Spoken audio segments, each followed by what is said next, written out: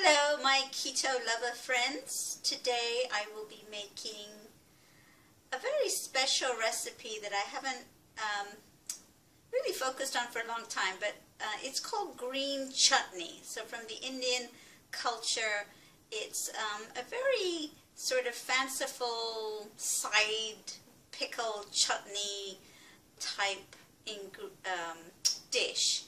And it's very common in Indian food, and it's made out of cilantro. So I have my cilantro all washed and ready here. So this is 2 bunches of cilantro. And I'll talk about the ingredients when we get to them, but it's a very quick recipe, and I'm going to modify it in 2 ways so that you can use it in 2 ways and get a lot of variety.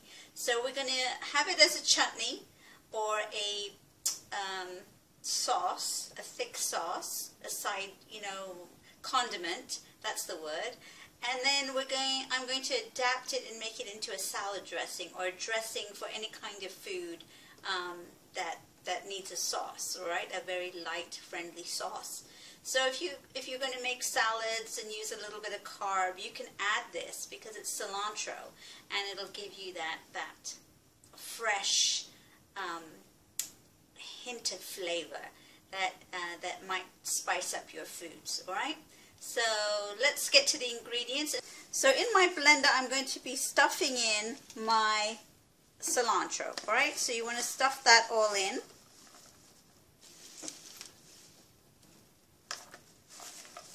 And of course you want to wash it really well. Cilantro has this habit of, sometimes you get it in stores and it's very gritty. So you want to make sure that you wash it well before you use it. And also I've noticed it depends on the grocery shop. I mean, in the nice grocery shops, the cilantro is reasonably clean and there's no gritty bits, but there you go, there you have it. All right. And then to this, you're going to add 1 cup of coconut, shredded coconut that, so this I had to rehydrate in ½ cup of water, all right? And that's essentially going to be the liquid that's going to be used for this recipe. So we're going to put in the coconut that I hydrated, a couple of hours ago. So it's a cup of coconut and ½ cup of water. All right. So that's really the 2 base ingredients. And so I've modified this to make it more palatable. And I'm going to add 3 tablespoons of balsamic vinegar. All right, so that's 3 tablespoons of balsamic vinegar.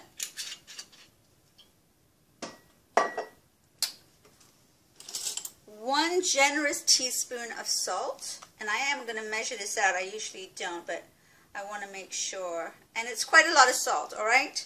So that's that.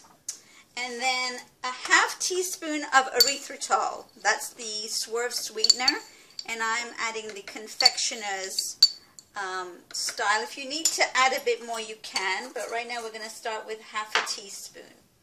And then 2 tablespoons of olive oil, all right? Or if you have coconut oil, you can use that, but there's an aftertaste to coconut oil, so I just like olive oil for this recipe. So I've got in there, 3 tablespoons of olive oil and a little hint of onion, all right? And if you have it, some garlic, or you can use a teaspoon of garlic powder, which I didn't bring out. So I just happened to have that onion in my fridge and I wanted to use it up. But it's about a quarter of an onion, all right? So that's what that looks like. And here are my garlic pods, right? So I'm going to put in 4 garlic pods. And now you're going to add a little bit of liquid. I said that I wasn't going to, but I will because it's for the blender. So about ½ cup of liquid, all right?